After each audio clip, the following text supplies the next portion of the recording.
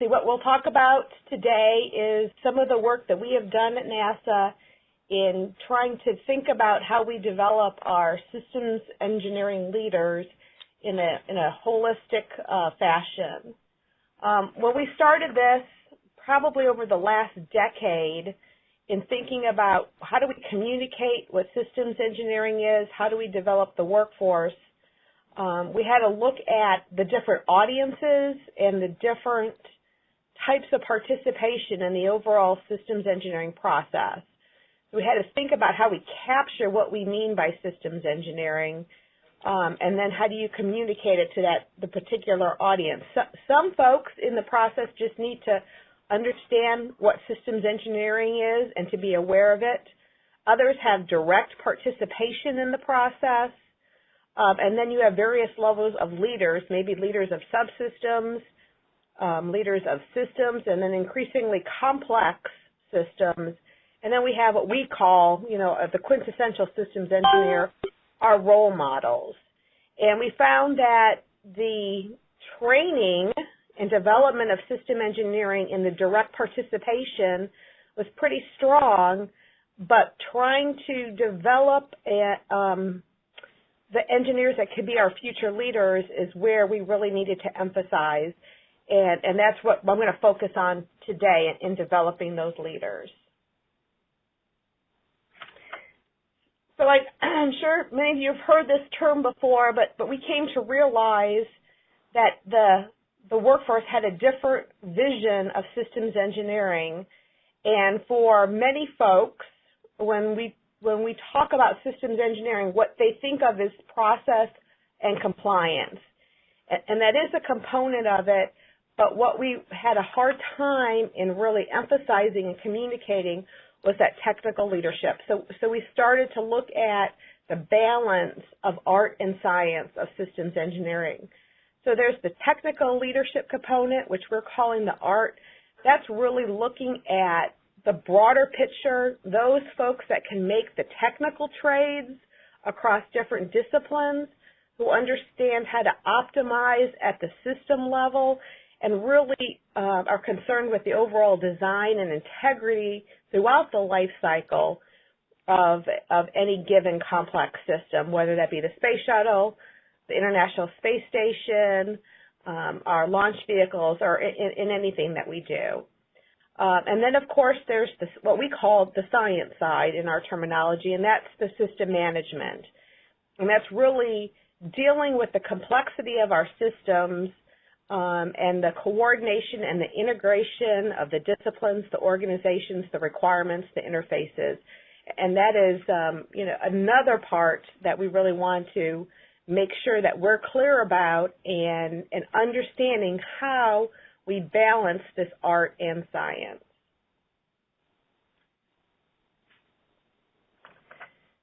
So when we thought about developing leaders and role models, we understood that there was actually a third dimension to this holistic picture of a systems engineer. We've got the technical knowledge, we've got the leadership, and then we've got the process knowledge. But there's the person themselves and their personal behaviors and their own personal leadership skills and ability to lead teams and to influence others. And so we needed to look at this holistic kind of picture so that we can think about the best way that we develop our leaders of the future. And so to kind of try to tackle that, kind of thought about how do we think about the behaviors of a systems engineer, what do we need to develop?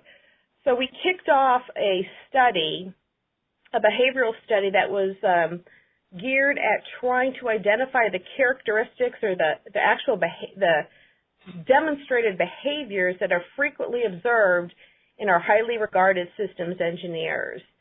We identified about 40, what we would call the role model systems engineers, and conducted interviews, followed them in their day-to-day interactions, and shadowed them in their dealings.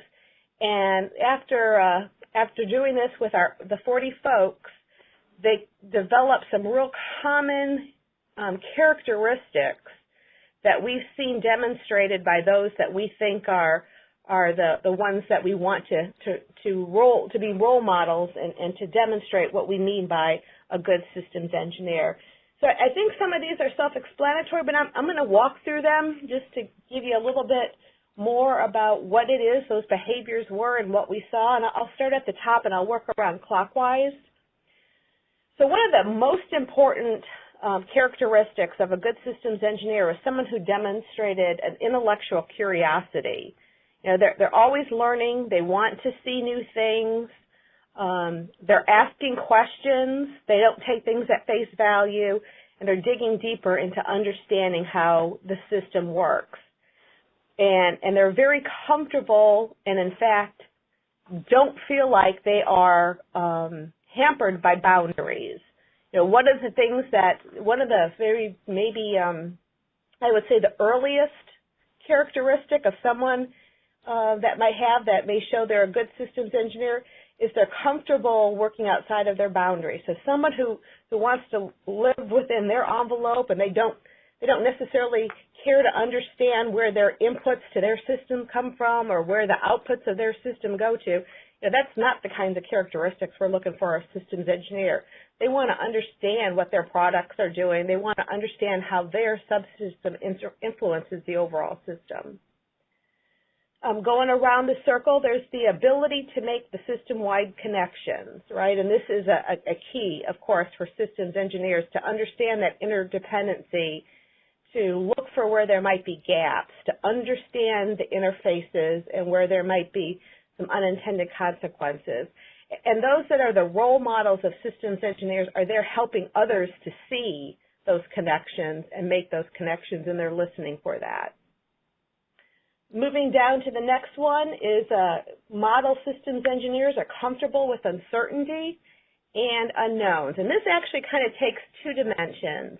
The first is they're comfortable in living with things not being completely known, with maybe not having perfect information, with not having all the data, and they can navigate that. And this is especially important. One of the things that we've seen at NASA, and I'll hit this, I think, in a little bit, but if you think of an overall systems engineering life cycle from the beginning concept to operations, it's a different paradigm in uncertainty and in rigor. And those that have spent their career in living in an operational world are maybe like to get to the very specific requirements, but those that live in the concept development are keeping things loose and flexible and a lot of trades, and so it's dealing with that level of uncertainty. The other half of this, the other dimension, is that they're able to quantify and deal with uncertainty and communicate what that uncertainty and that unknown is. They actually know what's not known and is able to talk about that. Going down to the next one, we see proper paranoia, expect the best but plan for the worst. And this is the folks that just check and double check, cross check. They know where things can bite them, and they're always on the lookout for that. Need to be a strong team member and a leader, right? This is teaching others, influencing others, and really building that teamwork so that the overall team works as one in building their system. There has to be a level of self-confidence and decisiveness short of arrogance. Folks need to know what they know and what they don't know and be comfortable saying they don't know something and to ask questions and to learn. And I would probably add here is you got to have a little bit of a thick skin too, right? And so the best ones were able to really navigate in that world. There has to be an appreciation for process rigor and knowing when to stop. This is really, I think, the heart of the cross between what we're calling technical leadership and systems management. You know, knowing how to apply the process, knowing how to tailor. And I think for us, right, tailoring is another challenge, I would say, in communicating and educating our system engineering workforce, and I'll talk about this a little bit more. You know, like most companies, we kind of span a large portfolio of systems and projects that have different risk postures. Right? When we're flying crew and we have human spaceflight missions, the tolerance for risk is much different than if we're doing a technology demonstration. And being able to take the process and tailor it based on where you are in that risk posture and the risk acceptance is something that we're always trying to do better at and to improve. And it's sort of what I have seen personally, kind of ironic, is that we tend to put the less experienced project managers and less experienced systems engineers on those projects that have a higher risk acceptance. So small projects, technology demonstration, things like that. The skill in knowing how to tailor requirements is really developed with experience. So a new systems engineer is going to want to follow everything per the checklist, and they're less able to tailor. And we've got the folks that have the most experience and who are very good at tailoring, leading our large risky programs that we don't want a lot of tailoring. And so us kind of working through, and I'll talk a little bit about that too as we go through here, in figuring out how to communicate and teach folks what it is to tailor. So it's that appreciation for that process. Let's see, continuing around the circle, obviously an exceptional two-way communicator. That's not only being able to communicate their ideas and their thoughts clearly, but it's a lot of listening. And it's listening to hear, to make those connections. It's listening to hear when people are talking past each other.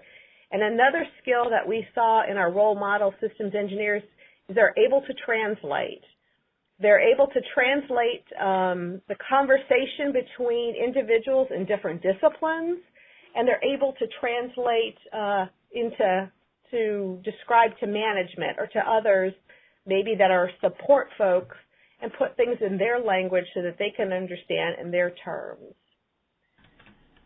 The folks have diverse technical skills and the ability to apply sound judgment. And this is really another key for a strong systems engineer, and that's to have credibility. And it really comes through their technical skills, their ability to learn new things, and really a willingness to learn new things and to dig in and to understand problems. They're comfortable with change. And change is inevitable, and understanding how a change will affect the overall system is key. So our role model systems engineers have an innate ability to understand what the ripple effect is in the change and be able to communicate that. And then kind of rounding out our circle here is the ability to see the big picture, but yet to get into the details, and being able to know when they need to be detail-oriented and when they need to kind of step out of that and look at the broader picture. And that, again, goes from concept to development to operations. So by looking at all these behaviors that we have seen demonstrated, we were able to think about putting together what we call the behavior competency model that really was kind of grounding us in developing a training and a development program that we can use going forward.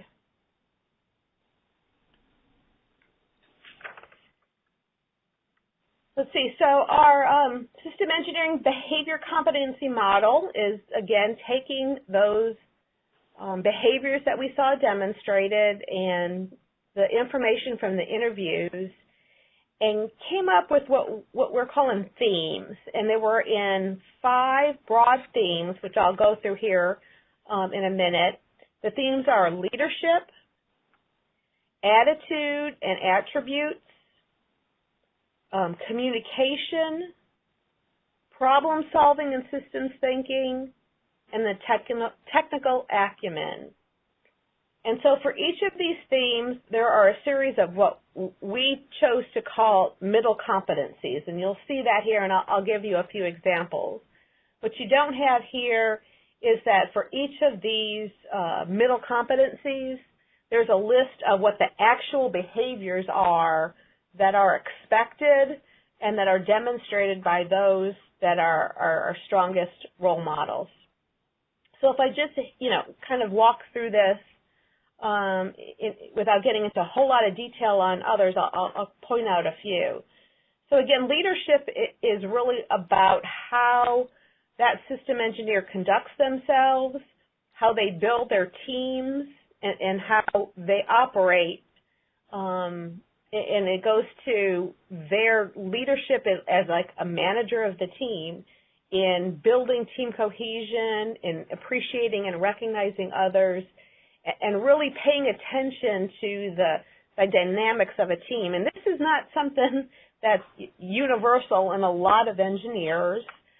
It's spending that time to not just focus on the technical, but understanding that team interaction and that dynamics and being able to adjust to take advantage of everyone's skills.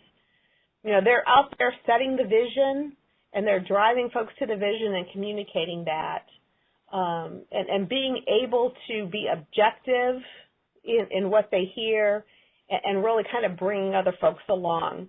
So if I talk a little bit about what those actual behaviors might be that are underlying some of these, as an example, I'm going to spend a few minutes here talking about possesses influencing skills.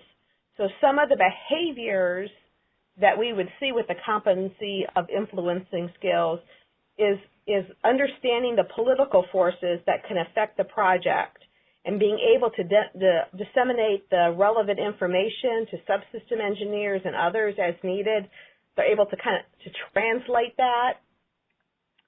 They influence the actions of personnel not only under their direct management, and they do this by creating synergy with people, and they build their base of contacts and information sources through relationship building and building that network. And they know who to call upon at the various stages of the project, and they're thinking ahead to the next step and in what relationships and what they need to put in place for the next phase. And so they're constantly thinking through that. And that takes time and investment and effort and being able to use their influence skills. If I go over to attitudes and attributes, again, this is the creating the positive energy in the team. It's being curious and asking questions. It's gaining respect and creating a respectful environment, adapting to change and uncertainty, and really being able to deal with the politics, the financial issues, and the customer needs and balancing that. And if I as an example, look at gains, respect, credibility, and trust, some of the actual behaviors that are demonstrated for that is things like using a respectful tone and body language, following through on commitments, conducting their business in an honest and trustworthy manner, having a strong understanding of the requirements, and they assign the work based on individual skills, and they're able to bring out the best in folks, and they let the team members do their job. They tell the team what has to be done and not how to do it. So those are some of the very specific behaviors that we saw demonstrated. If I move over to communication, obviously, it's what we talked about before, the two-way communication. If I use, for an example, the listen effectively and translate information, again, being an excellent listener, being aware of what's being said and what's not being said, and they listen for themes that continue to surface, and that might draw attention to what might be some soft spots that needed more questioning. And they ask questions that lead to making those connections that are needed. And they're very good at summarizing the statements and repeating back to folks to make sure that there's understanding amongst the team. And part of that is learning how to communicate in such a way that it is understood by their particular audience, which often means changing the message or changing the technique of communicating to the folks that need to hear that. Problem solving and systems thinking, I think there's that sort of what we would expect to see under those, setting priorities, keeping focused, being open-minded and objective, and drawing on past experiences. For this one, if I drill down just a little bit more to demonstrate some of the behaviors there, I'll look at validating facts, information, and assumptions. So this is behaviors would be breaking data down into smaller pieces so they can examine subsystem and system connections in minute detail, and recognizing that small miscalculations can have a large effect on the overall system performance. They're questioning all their assumptions. They know what kind of data is needed to make a decision, but they don't rely solely on data. They draw on other past experiences and other judgment as well. And then, of course, technical acumen.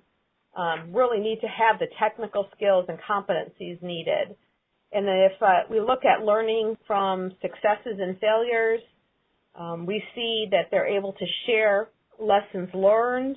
They document their lessons, and they develop case studies for successes and failures, and they're willing to learn from their past failures as well as those of others. So we looked at this, and then how do we translate this then to development? And this is just one of the graphics that we use. There's a what do you teach, what do you develop, and how do you do that? So obviously we need to develop our systems engineers in technical breadth and competency, in their process and systems management, and in their leadership. And that can be done through education and training. That can be done by hands-on experience and on-the-job training. And what we really kind of came to discover is that systems management can be learned in the classroom and it's enhanced with practice, but the technical leadership component is really just done by doing. And we also looked within NASA at our the way we train, and if you think of the activity over the performance level, and the words that we chose is that early career systems engineering are participating, then you start applying, and then you're managing and guiding. And what we saw was that at each of our NASA centers, a lot of the training was around the kind of application of systems engineering. And what we were really missing was the broader role model training of managing and guiding. And so we developed at corporate level for NASA a systems engineering leadership and development program to fill that gap, building on the understanding that systems engineering is both an art and a science, building on the behavior study and what we want to see from our systems engineers, and building off of what the system engineering education already was existing in the program, in the agency. So a little bit of an overview of our SELDP, the Systems Engineering Leadership Development Program. It is spread over 2 years. It provides the leadership development and technical training, benchmarking, mentoring, and coaching. We use agency-wide hands-on developmental experience, having folks leave their home center to go to another center to get out of their comfort zone. And again, if someone, all that they've ever known is the operations, then maybe putting them in concept development. And really trying to expose them to different ways of doing systems engineering and understanding the broader implication of systems engineering and its application in different ways. and really working with some of the best systems engineers to see how they actually perform their job, how they're able to influence the process, how they build teams.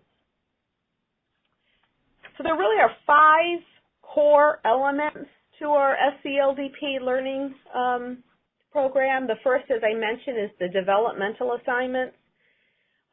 It really gives folks a chance to see things that they wouldn't see at their home center, to get exposed to experiences that they wouldn't get exposed to.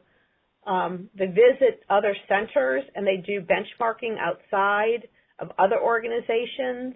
Again, it really kind of helps them question their own assumptions and biases, and seeing things in a different way, and they can see what's possible and how that might apply to them.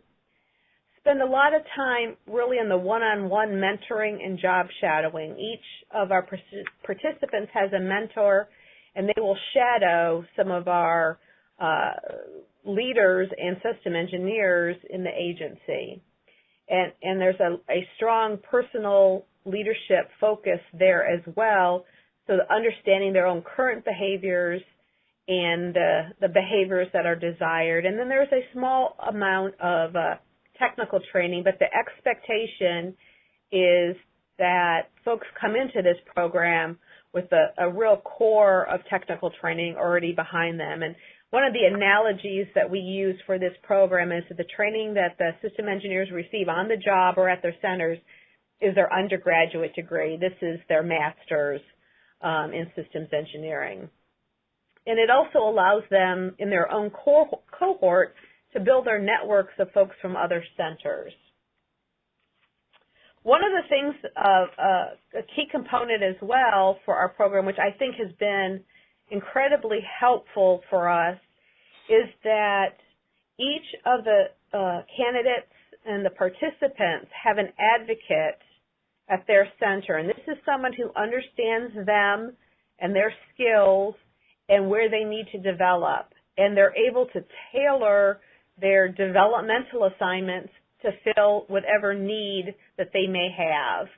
And so, again, as I mentioned, if somebody's only worked in aeronautics and aviation and want to give them experience understanding what system engineering means in the human spaceflight world, you know, we would target their developmental experience at one of those centers. If someone is more steeped in research and we want to give them exposure to operations, we can do that.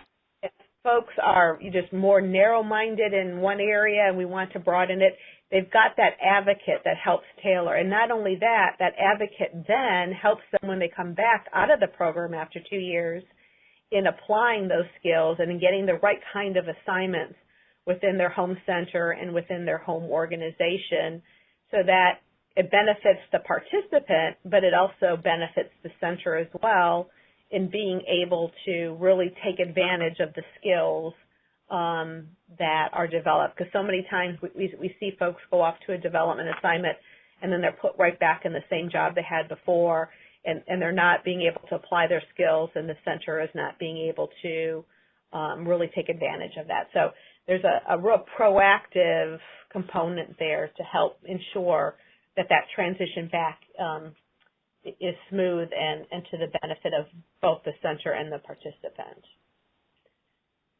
Now, I spent a lot of time up front in the beginning talking about the behaviors, and so I wanted to spend a little time here really kind of hitting on how we use that in this training development program. The 2-year program starts off with a very introspective look at each of the participants understanding their own skills and maybe where their opportunities for development are. And so they do the normal assessments, the 360 feedback, the Myers-Briggs, different tools to really gain an understanding of themselves and really kind of forcing them into that introspective place so that as they progress through the development program over the next 2 years, they're able to see and make the connections of their experiences and how that helps them. They're given coaches that, again, help them it's almost like guidance counselors too, in tailoring their experiences and understanding what that feedback means and understanding what steps they need to take. And then we also have a series of workshops that so the participants all do their own individual developmental assignments at different centers, but they come together periodically, and I'll give you some examples here on the next slide, where they come together as a group and they can focus on leadership attitudes and attributes. They can hear from leaders in the agency. They understand some of the things that may be important in problem solving and in political savvy and strategic thinking.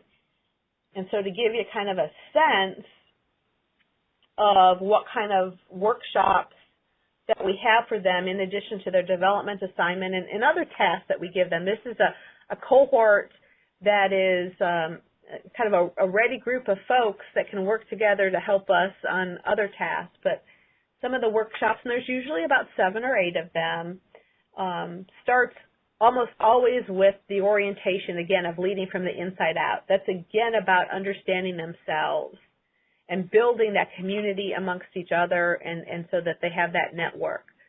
Then they look at leading for results, leading through powerful dialogue and collaboration. And now we talk about crucial conversations and the strengths in their own personal strengths that they can pull on. Leading through powerful communication, leading in a dynamic environment.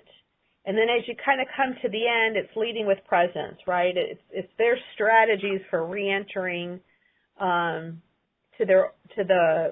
workforce, so to speak, and how they adjust to that. And then we have a graduation using your leadership voice, and they get to hear from some of the more experienced leaders in the agency. And we got being close here to Washington, D.C., have a wonderful opportunity to go out to Gettysburg and walk through Gettysburg and the leadership experiences and skills there. Then you kind of come back through all of this, and they can look at their own leadership and their growth over those 2 years.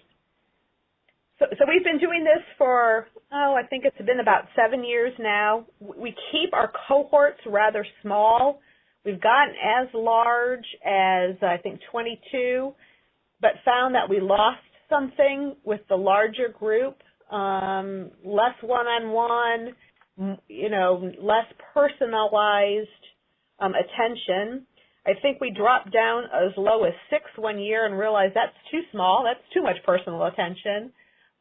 There's a lot of growth and understanding in the group coming together and going through this journey, as one. And so we found between 8 and 15 is about the right mix, and we've had, I think, about 80 to 100 participants.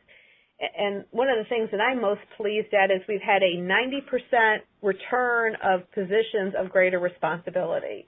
And that's what we're really looking for, is folks have invested in time here, and that when they go back to their centers, they're taking on greater responsibility and they're being prepared. And this is really about preparing us for the future and giving those opportunity to folks. So let's see, I got kind of one more thought here and kind of bring it back around. And I've talked about developing our role models and leaders, but there is a larger workforce in systems engineering as well. And I won't spend any time on talking about their development, but one of the things that we do have and we're continuing to work on is our handbook, which is really where we have put together kind of our best practices, the things that we've learned over time and how to apply systems engineering. And when it first came out a number of years ago, I believe it was 150 pages. About 5 years ago, we put out another rev, and it was 300 pages.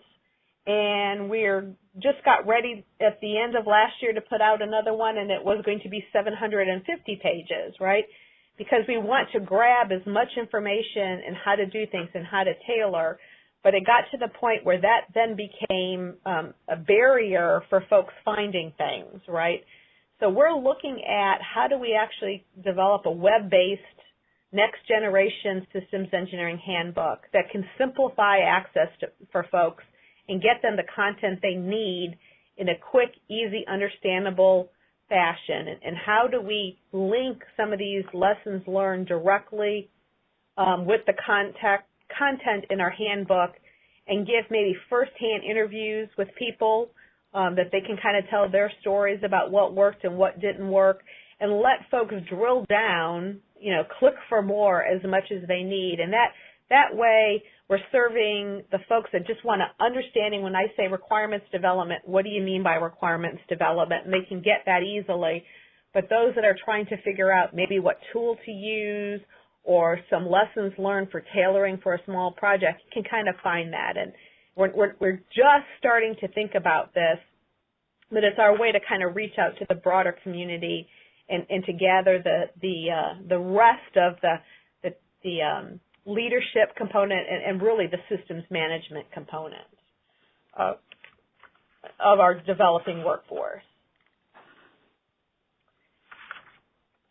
And so that kind of brings me to the summary here. First and foremost, systems engineering is about getting the right design and then maintaining that integrity and the processes to get the design right. We need to understand that it's a balance of process and leadership, and we need a strong understanding of the design and implementation, sound engineering judgment, critical thinking, and displaying the appropriate attitudes and skills. And we're continuing to work to best develop our leaders in these crucial areas.